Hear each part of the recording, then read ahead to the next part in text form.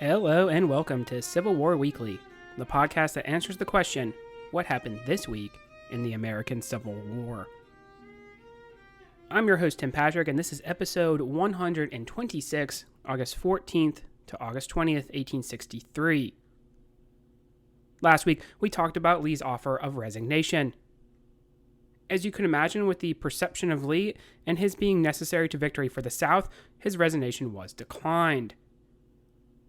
We often talk about Civil War generals and how they should be replaced, but the follow-up question to that is who should replace them, and certainly in the case of Lee, there's nobody who's going to be quite to the same standard. We also covered the New York draft riots, which, while to the extreme, does show that there is real discontent with the way the war is going. This week, I think we will be a little bit on the lighter side. I want to take the time to talk about the makeups of troops from the United States colored regiments, as well as the kinds of units serving in the conflict in Oklahoma. Before we do that, though, I want to talk a little more in depth about the command structures of the Confederate Army. Of course, we do have Patreon content, and if that's something that interests you, we have some movie reviews here we've been talking about. We did Gettysburg last month here, July, August. We're doing Glory. And then next month, we're going to do Ride with the Devil, which will connect actually to an episode here we have coming up about the Lawrence, Kansas raid. So we'll talk about that for sure. And if that sounds like something that would interest you, there is a link to the Patreon in the show description. And of course, those proceeds do go toward the general upkeep of the show. They are greatly appreciated. So to start out this episode, I would like to take a look at Lee's command, which I began to a smaller degree last episode. Essentially, we are going to have the same command structure for the remainder of the war, a 3-corps system. Now, this is important because Lee probably preferred a 2-corps system, as his officer cadre was stacked with capable individuals and his lieutenants worked well with his command style.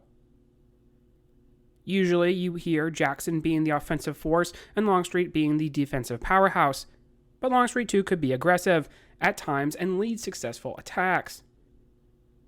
We're going to see that here, especially at Chickamauga, although his role in that battle is put under a little bit of a question mark. And then, of course, the Wilderness, he has a Jackson-style attack that almost wins the day for the South. So we will talk certainly about both of those. Both could act independently, though, which was important. And I mean that in an inside of Lee's framework kind of way. For instance, would Jackson have realized the importance of Cemetery Hill at Gettysburg? I think so, and I think he would have made the decision to attempt to take it. He would not have been hung up on whether it was practicable. And likewise, Lee, probably using that verbiage, would have understood Jackson to know what he means when he says that too, so there's kind of the flip side of that. Would the war have ended and Gettysburg marked as the rendering of the country? I would not go that far, but Gettysburg would probably have been another one-day Confederate victory, and then maybe, who knows, it would have led to more of a definitive showdown elsewhere, maybe the Pipe Creek line. But I don't think it's necessarily too far-fetched to say that if Cemetery Hill falls on the first day, then the Union Army is probably not going to stick around. They're not even going to be there for the days 2 and 3. They don't have to, because they're going to have to move to a better defensive position, especially if Lee's going to be on the offensive. Here's the thing, though. Gettysburg is significant for many reasons, but also because Lee is going to realize there are limitations to Ewell and A.P. Hill. Oddly enough, with Early, we're going to see 2 very capable subordinates in Gordon and Early. Both of these will be granted more trust throughout the war, with Gordon throwing in his bid for the best non-professional officer of the conflict. So even if he's not quite to that level, then he's definitely going to be in the conversation. I would argue, and this is my own speculation, that Ewell and Hill are both kind of hampered by their previous commander, in Jackson. Jackson never really explained things, if you recall, he just gave orders. Ewell would certainly have been better served if he knew what the big picture was. One Confederate officer who wrote of him while serving on the frontier that he learned how to command 60 dragoons and nothing else. He is never really going to get right from his amputated leg, and eventually will be removed due to his poor health and lack of effectiveness, as we will see in the Spotsylvania campaign. Hill will also be in poor health, but he's also going to be changed, I feel, by Corps Command. While an aggressive and capable division commander, he will fizzle out, maybe in the shadow of Jackson, trying to emulate Lee. Maybe he is really better in middle management, and we know other officers like that, just like John Bell Hood. Hood is an interesting case as well, being a self-promoter. He will eventually climb to Army Command in the West and fail at that gig pretty spectacularly. The difference with Hood, though, is that he still gets to be associated with one of the more effective brigades in the Army of Northern Virginia. When you think of the Texas Brigade, you probably think of Hood. You don't think of Robertson, Wofford, or John Gregg. Well, maybe you do if you're writing a Civil War podcast, perhaps. Maybe you think of those other guys, but obviously, maybe you first think of Hood before the rest of those guys. Ewell and A.P. Hill do not get that designation. It is going to be apparent to Lee that he does need guys like Ewell and Hill to command a corps. Richard Anderson will take over for Longstreet after he gets wounded at the Wilderness, sure, but he's not going to sparkle.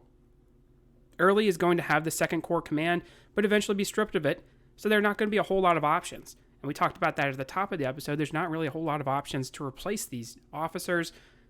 It's not like there's somebody in the wings who's ready to come in and change the course of the war. Lee will have to take a more hands-on approach with them, especially without Longstreet. Gone will be the days that he can turn to Jackson and Old Pete and just expect things to get done. This is also going to be a problem because we mentioned last episode, Lee's health is going to start to decline. He's already in a little bit of a poor health stretch here, and especially as we get into 1864, that's still going to be the case. And if he has to take more of a active part in command, he's going to exert himself more. That's going to be a problem, as we're going to see, especially in the Overland campaign. We will continue to monitor and see how these things evolve moving forward, but I do just want to throw this out now about Ewell and Hill.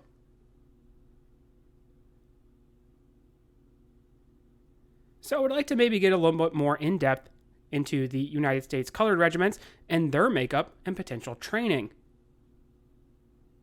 We have already gone over several key engagements for the promotion of these regiments. Some 178,000 would eventually enlist. 99,000 of these would be from slave-holding states. I think maybe it would surprise you to know these enlistments came from a variety of different sources. We briefly mentioned when talking about Milliken's Men, some of the recruiting runs were forcible. Some did not want to serve, and rightly so, because if you had someone telling you what you could and couldn't do the majority of your life, then the military is probably not the place you want to go.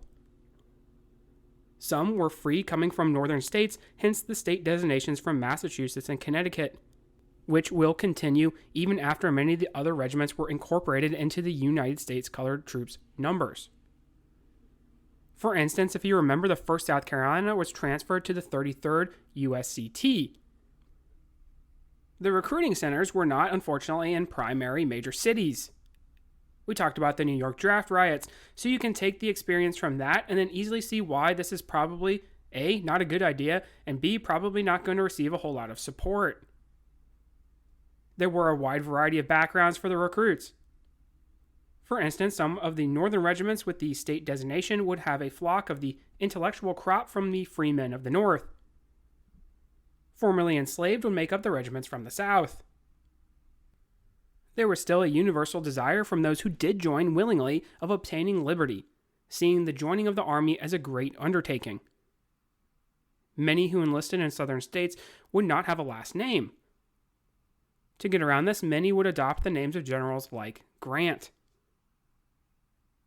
If they were unfit for service, it was possible to be placed into an invalid regiment. One of the things that the movie Glory, I think, nails is the fact that there was a big fanfare involved with receiving a regular army uniform. One of the things, though, I don't think they get exactly right, and we talked about this in the movie review, is that severe punishments were often avoided, and they were to the discretion of the officers. There had been some motions to make the uniform different from blue, but this was scrubbed as by 1863, there were large amounts of uniforms available.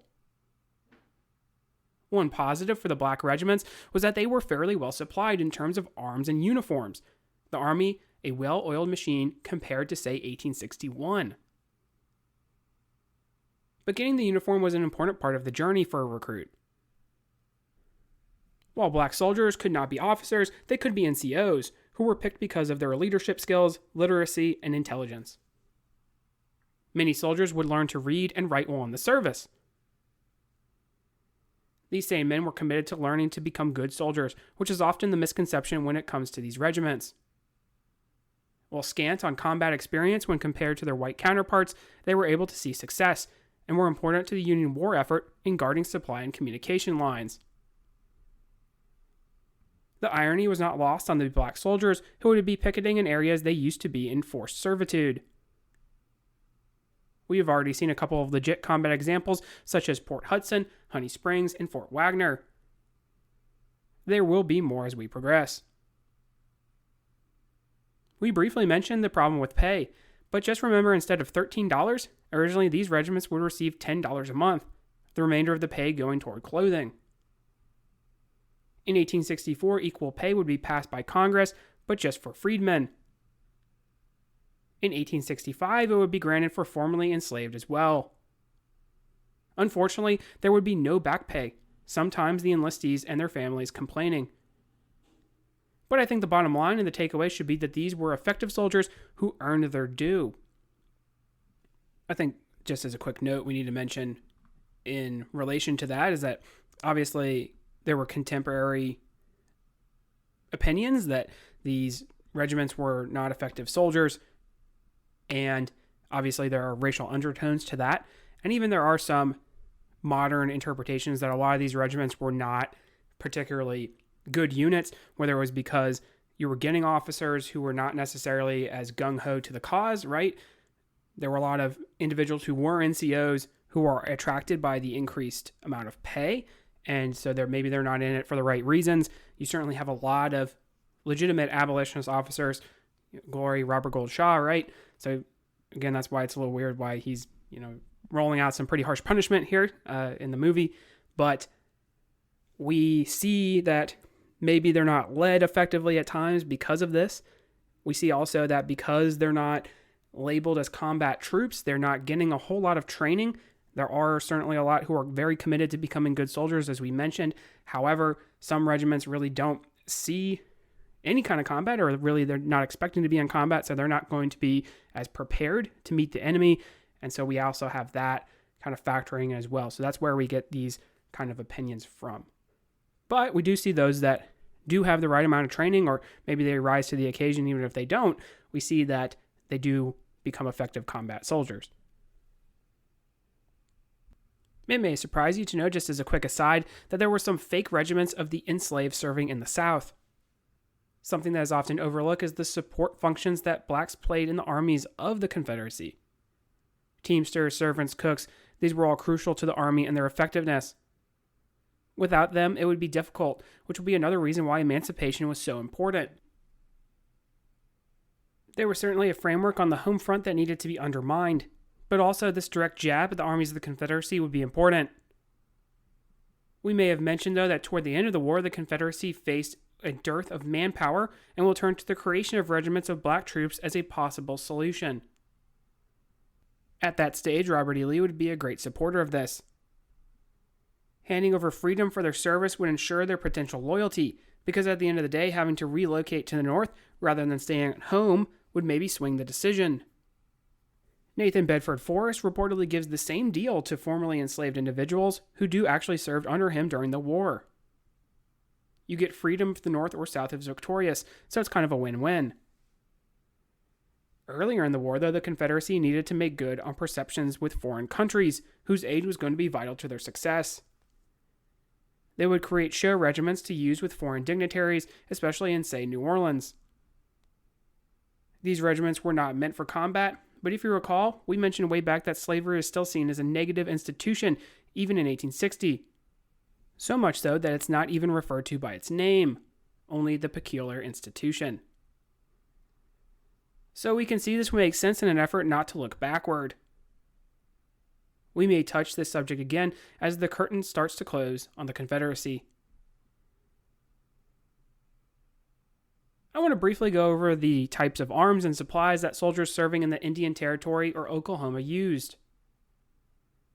When we left off in this area, the Battle of Honey Springs was fought. I would argue that while it is referred to as the Gettysburg of this theater of the war, it is more devastating than the actual Gettysburg to the Southern cause. Effectively, the Confederates would cease to exist as an offensive threat. They will rebound slightly, but they will not be able to reclaim the momentum they could have had if they had won the battle. After the victory, if you recall, James Blunt would continue to destroy the caches of rebel supplies. This was not the first Union foray into Confederate-controlled territory. Remember that the Confederacy had done some work in establishing treaties for serving in the Confederacy, or had established treaties to be neutral with various tribes. Albert Pike and Douglas Cooper were both involved in these, figures we have already spoke on.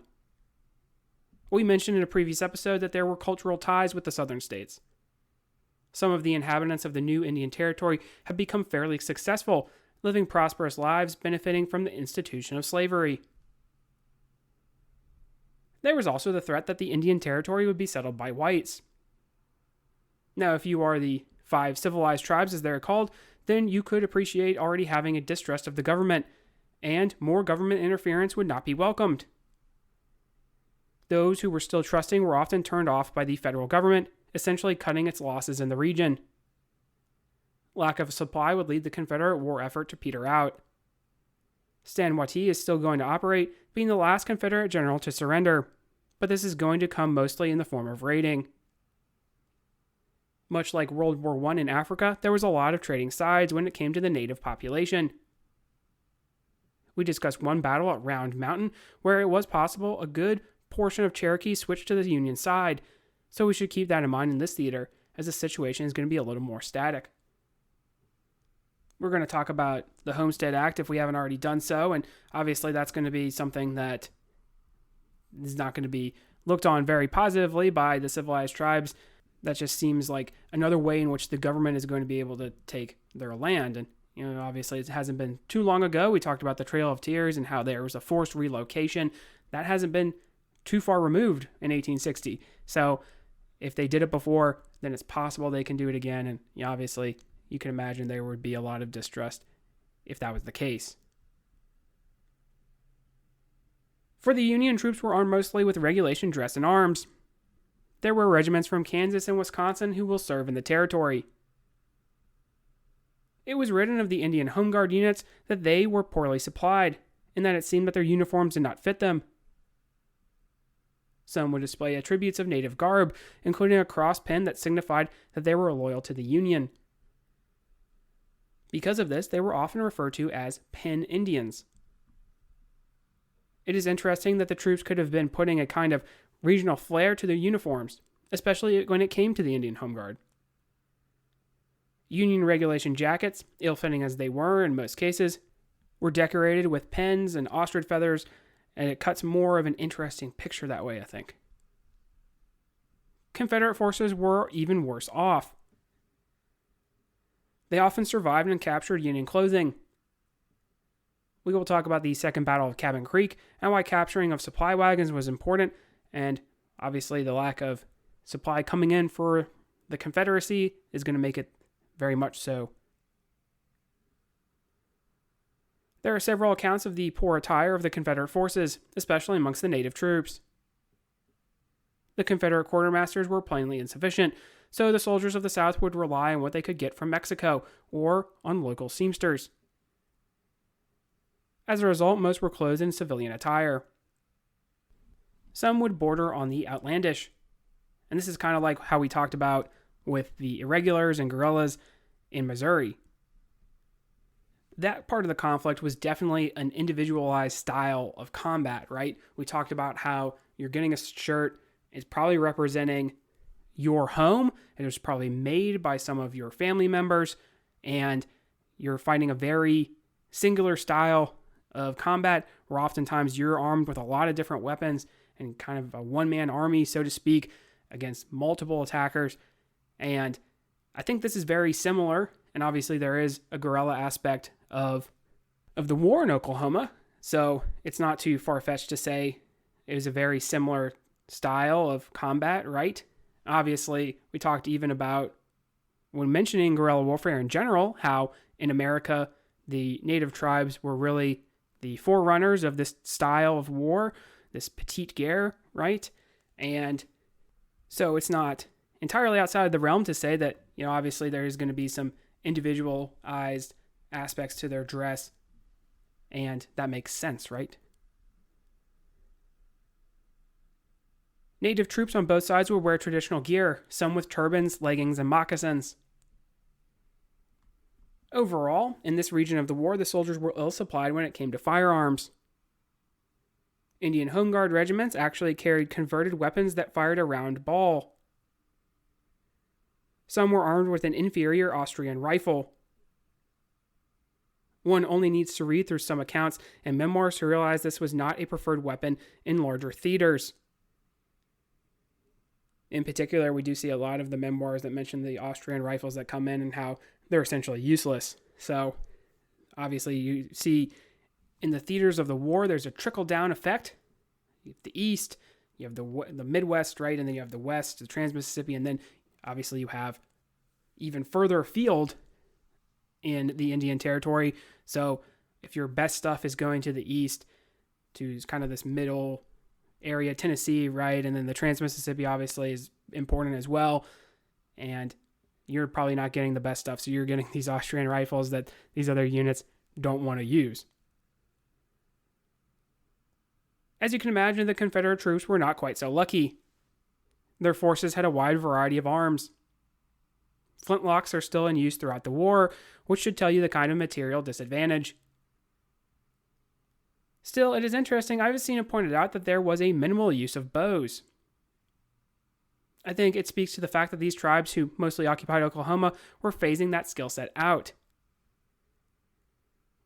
The more assimilated, coming into a culture that doesn't use a bow as a weapon for hunting, for combat, then you're probably not going to be learning that from a young age. That's one of the things that you especially see with some of these plains tribes, the Sioux.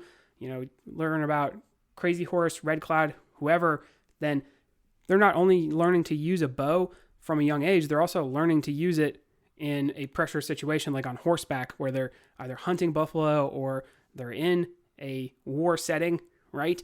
So it is interesting to see as the culture kind of shifts and it changes, and you're assimilating more with the Southern way of life, or what was considered to be civilized at the time, right? Then you're not learning to use a bow. So it's interesting to see how that kind of changes. With that, we can pause there for now. This week, we continue to talk about the problems in command Robert E. Lee will have.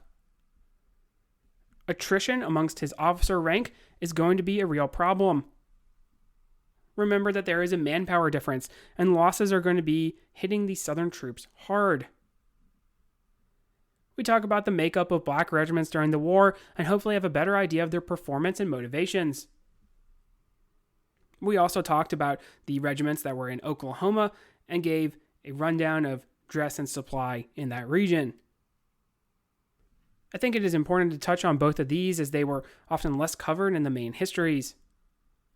Next week, we're going to jump back into the world of guerrillas. Most importantly, we will discuss probably the most famous action involving irregular troops, the Lawrence, Kansas raid. And whatever conception you have of the Lawrence, Kansas raid or the Lawrence massacre, there is a good amount of evidence that maybe that is a little bit different. And obviously, we're going to spend some time talking about it next week. So just stay tuned to have that perception be a little bit changed than probably what you have learned in the past. If you like what you hear, please make sure to leave a review. Posted in the description should be a link to the website, as well as Patreon and Venmo information.